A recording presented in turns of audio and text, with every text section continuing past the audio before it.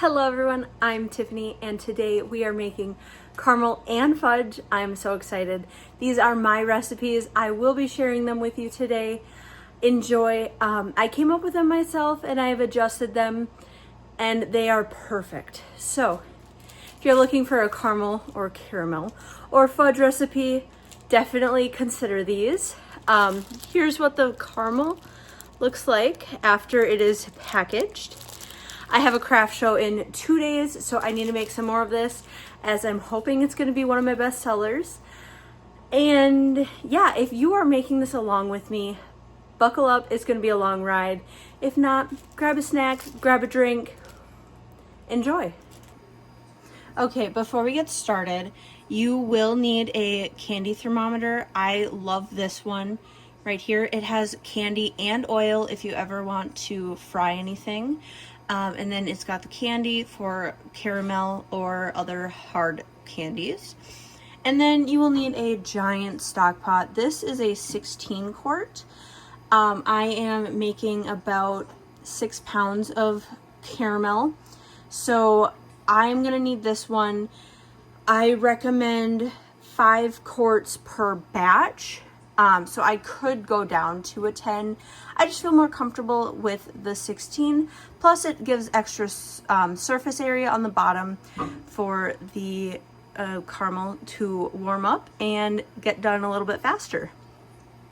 I think we covered all the basics. Now the first ingredients you're gonna need, if you're doing a single batch, the recipe is in the description for the caramel and the fudge, but if you're following along in the video, first you will need 2 cans. You can do 1 can. This recipe, one thing I love about it is how scalable it is. 1 can of evaporated milk. You need 1 stick of butter, 1 cup of light corn syrup or any corn syrup, and 2 cups of granulated sugar. I've got my sugar pre-portioned out here. And I will go why I am not putting that in the pot right away in a little bit, but that is what you need. So I'm going to go ahead and throw in all of the wet ingredients. And I am considering sugar a dry ingredient in this recipe. And I will touch on that in just a moment. Now to speed it up, as soon as the first item is in, I'm going to turn on the burner. And we are turning it on to medium.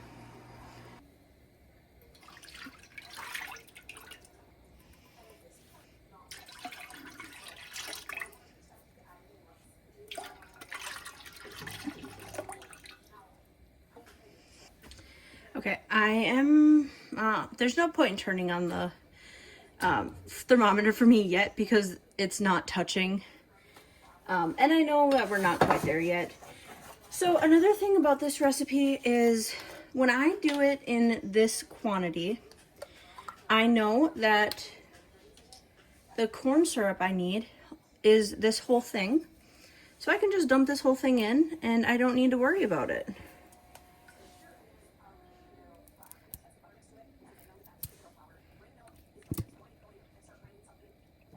All right, I'm gonna let this drain for a little bit by putting the cover back on, and then I'm gonna let it sit upside down while I get the butter in.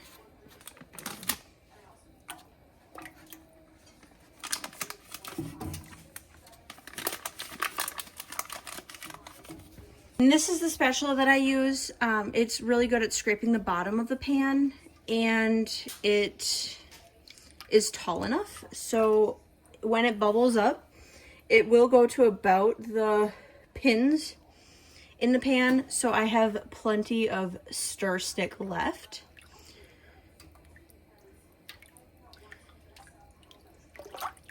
And that is another reason why you need a much bigger pan than you think, is because of how much it bubbles up. You can see this spatula is probably 16 inches long and it will go to over half of the spatula.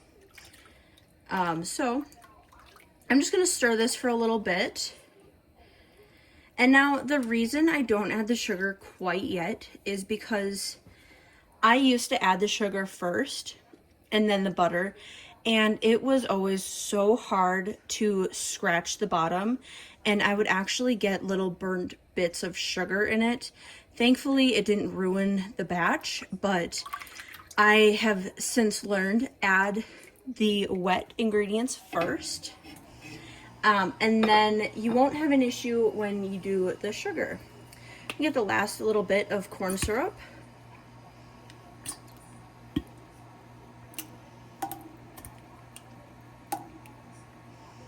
Okay, that is good enough for me. And then we will go ahead and get all of this sugar in. Seems like a lot, but I mean, we are making candy, so it makes sense. And then also that adding the sugar in last definitely helps dissolve the sugar. You'll see it dissolve very quickly here now. And I promise once the butter is melted, the temperature or the thermometer won't be jiggling around as much. And I'm just gonna stir the bottom, make sure all of that sugar gets evaporated. Is it evaporated or melted? I'm not sure. Make sure all of that sugar is gone. It feels pretty good. I'm going to turn the thermometer on now since it's actually touching. If you're using a smaller pot, you most likely can turn it on right away. And I'm actually going to put the lid on most of the way. Just to help kind of keep the heat in, and it helps keep condensation in. It will give you a bigger yield of product. And we do want to keep a close eye on it. If I move the pan, you can see that the butter is starting to melt, and you can kind of see some bubbling, which is good. That's what we want. And the thermometer is definitely not reading the correct temperature because there is butter touching it and the butter is cold. But until the butter and everything is melted completely, we do want to be stirring it about every 2 minutes and just make sure nothing is sticking. I guess that kind of goes for the whole time. We want to be stirring it about every 2 minutes, keeping the cover on as much as possible, but also making sure that the bottom is not melting, or the bottom is not burning.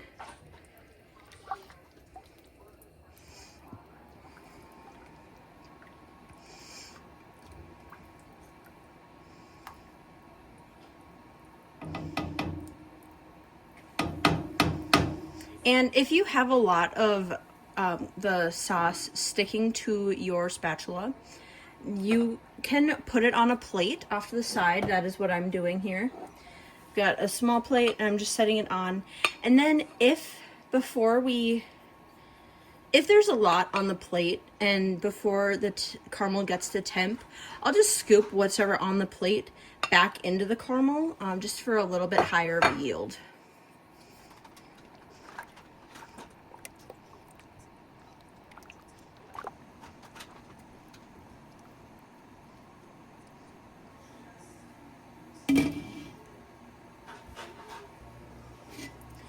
Stirring again, and during this time you also want to make sure you have your molds ready for your caramel.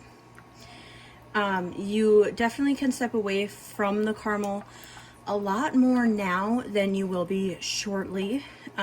This recipe does take about 2 hours from start to finish, but then it also needs to cool for about 6 hours, so it's about a 8 to 10 hour process here.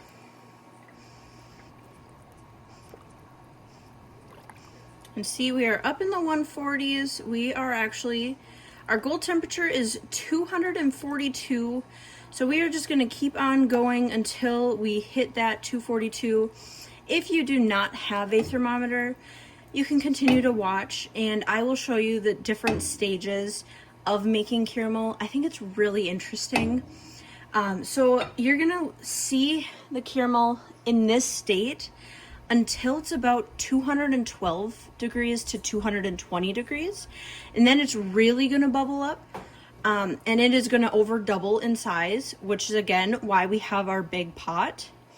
And then at around 225, it will simmer back down to about this, but it's gonna be a lot thicker. And then from there, it just will keep getting thicker and thicker and thicker. So we are using a large pot so that it doesn't bubble over and make a huge disaster mess, which has happened to me before. First time I tried to make this recipe, I was not told to use a giant pot, so I did not. And boy, was I wrong. Ellie, stop.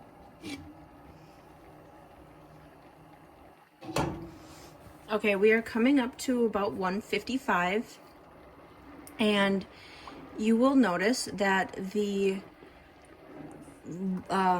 caramel is starting to get loud when it's unstirred. So now, from here until the end, we want to be making sure we stir it every 2 to 4 minutes. Some recipes will say stir it constantly. I say stir it very frequently.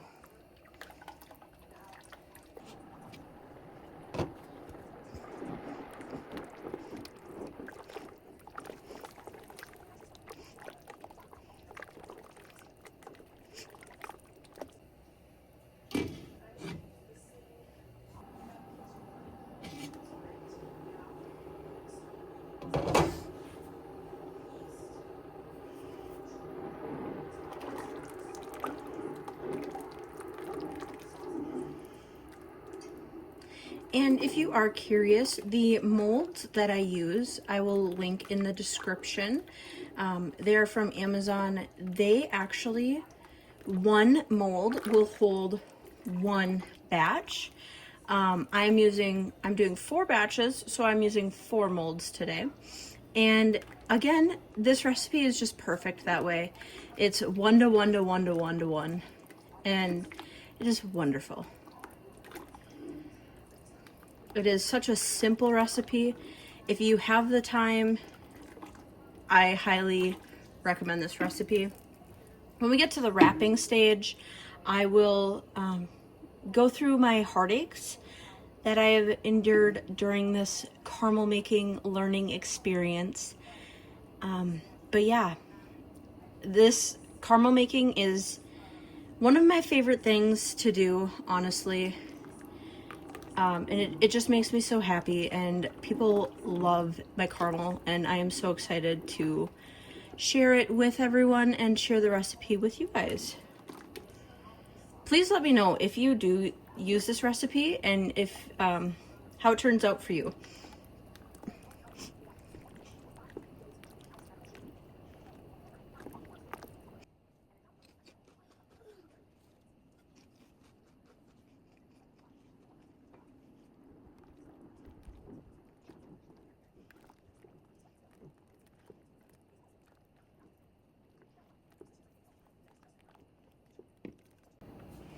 So another thing about this recipe, because my thermometer doesn't fully stick in, it tends to not have a super accurate reading on the caramel. So I always just kind of base it off of what is the temperature most of the time. You'll notice that sometimes it has spikes, and sometimes it drops way down, so I do not count those into the actual temperature. And you will notice what I mean once the caramel is about 230 to 240 when we're looking to pull it off. But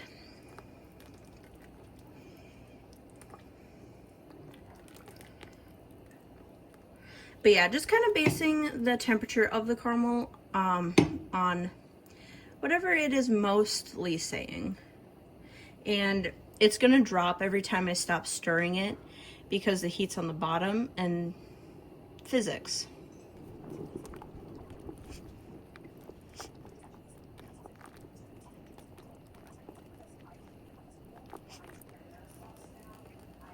So if we stop stirring it for a minute, you'll see that the bubbles are starting, and pretty quick here, we're gonna double in size. It is honestly surprising how fast that happens, and see all of the bubbling now.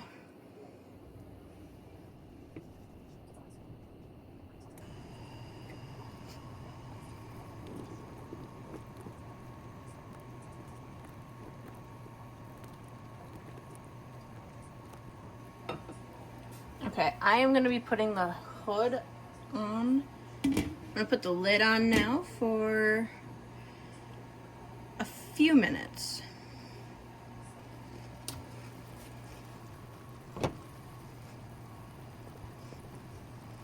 All right, we are definitely growing in size. This is about where it's gonna max out. So once it's about doubled in size, don't worry, it's not gonna go any further. It feels like it will because how fast it goes up. But I promise it's only gonna double. It won't go any more than double. And it's already starting to come back down. You can see it was way up to there and now it's dropped quite a bit.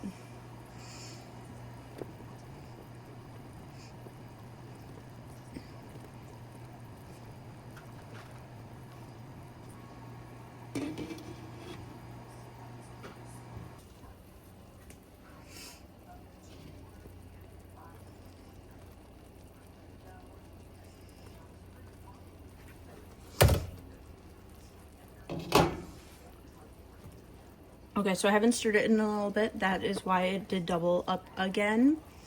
But once I stir it and release some of that heat, it should drop back down a little bit.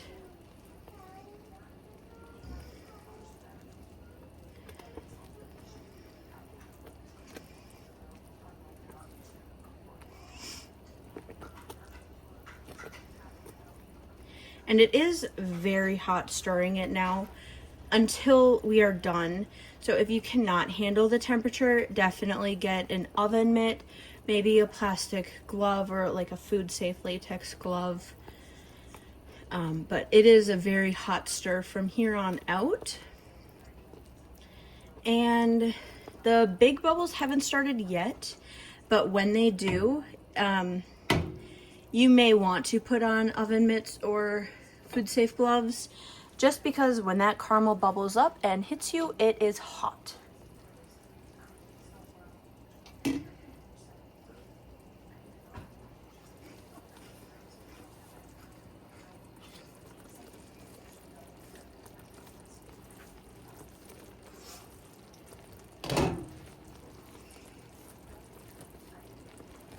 So from here on out, it is going to be a very slow process. Getting to about here took about 30 minutes on the stove. If you are doing a smaller batch, it will take less time just because you have less to heat up. But if you want to go ahead and crank up your temperature, just make sure you are stirring it more frequently. You are more than welcome to crank up your temperature, just really make sure you're scratching the bottom, and you may have to do a constant stir rather than a frequent stir, and that may cause you to lose some of the yield, but hey, it saves you time.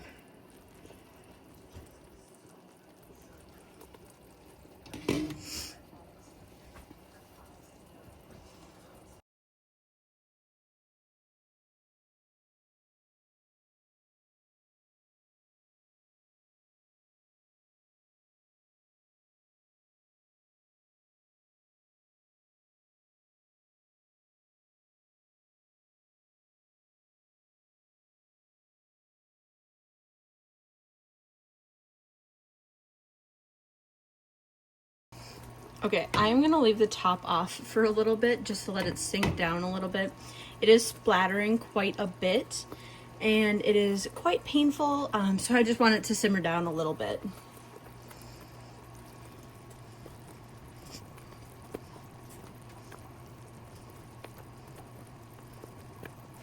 I'm also bumping my heat up to medium-high heat just to help speed the process up a little bit.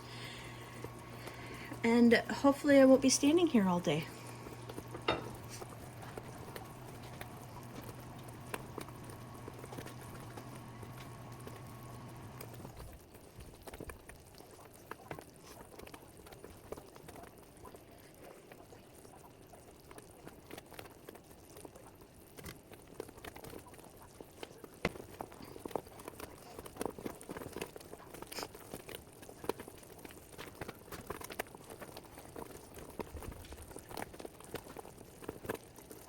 Okay, you can really see now the bubbles are getting a lot thicker.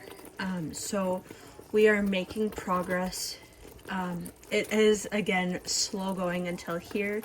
And really the only changes we're gonna see in the caramel is it getting darker and darker.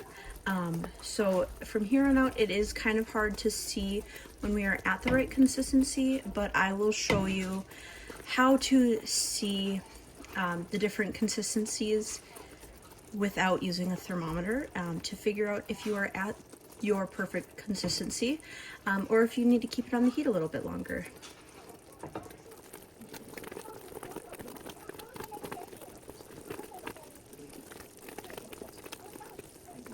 I'm going to put the lid back on just to preserve some of the yield.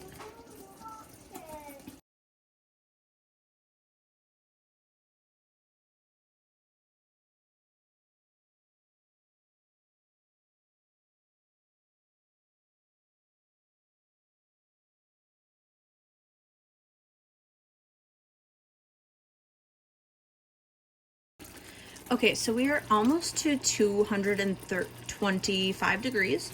I'm going to show you the first test, and that is just putting a little bit on a plate and letting it cool down to see where it's at. I'm going to let this keep heating up since I know we're not there yet, but I will show you in just a few minutes once this is cooled down what I mean when I say we're not quite there yet.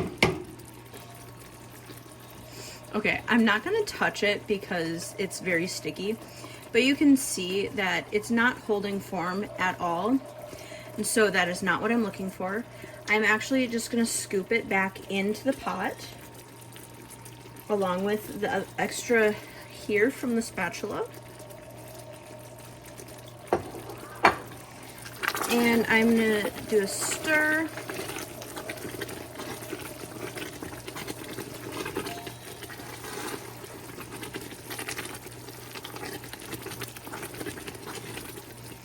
Very hot. I'm going to take a break from stirring.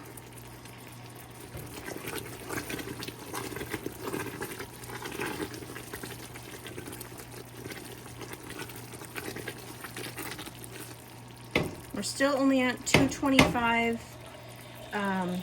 Again, it's a long process. Hopefully we don't have too much left. We're looking to go up by about 15 more degrees.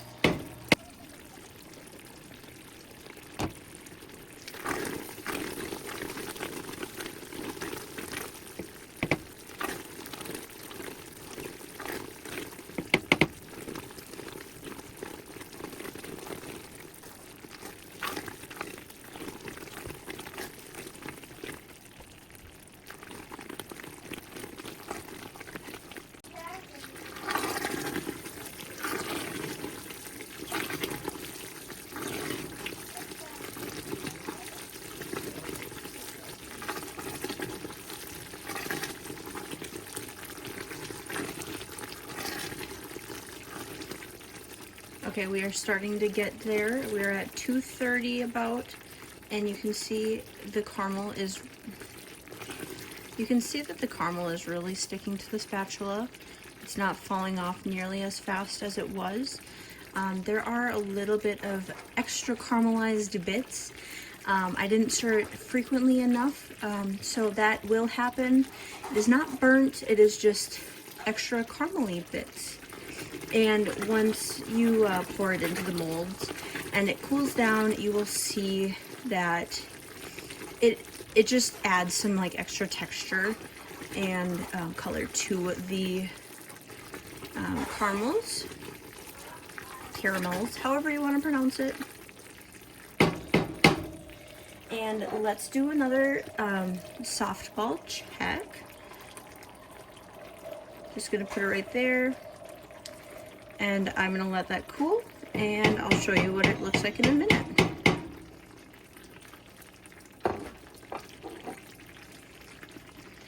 Okay, let's take a look at it. You can see it is still soft. It's a little bit more firm than the first one, but still too soft for what we are going for. Again, I'm not touching it, but I want it to be able, you to be able to hold it in your hand. So I'm gonna scoop this back in, and we're gonna keep on caramelizing.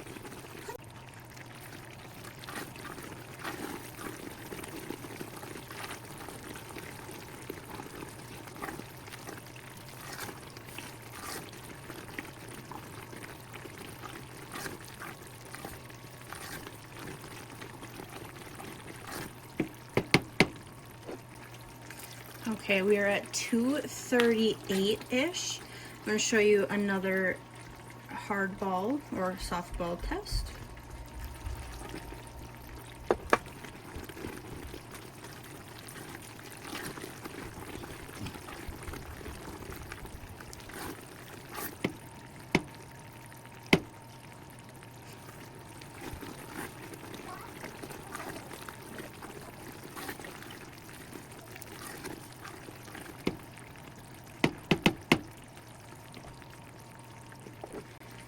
Okay, showing you that test.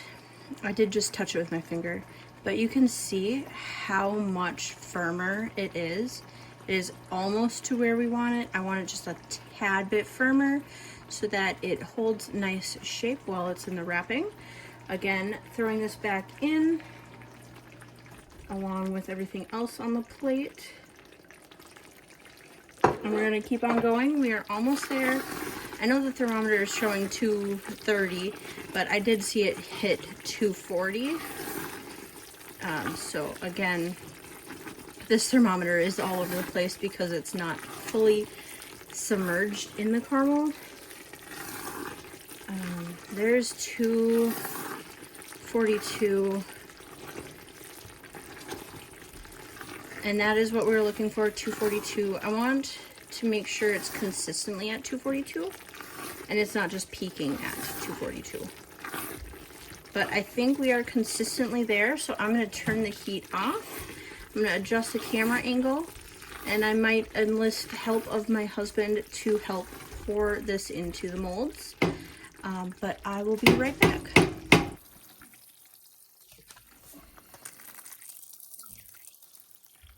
Those went a bit to this side. That's fine.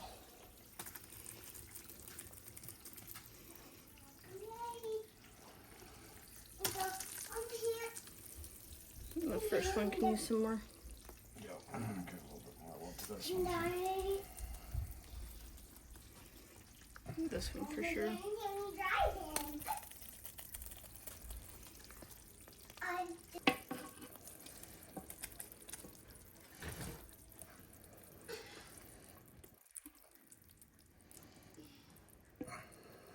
Okay, good enough. Thank you.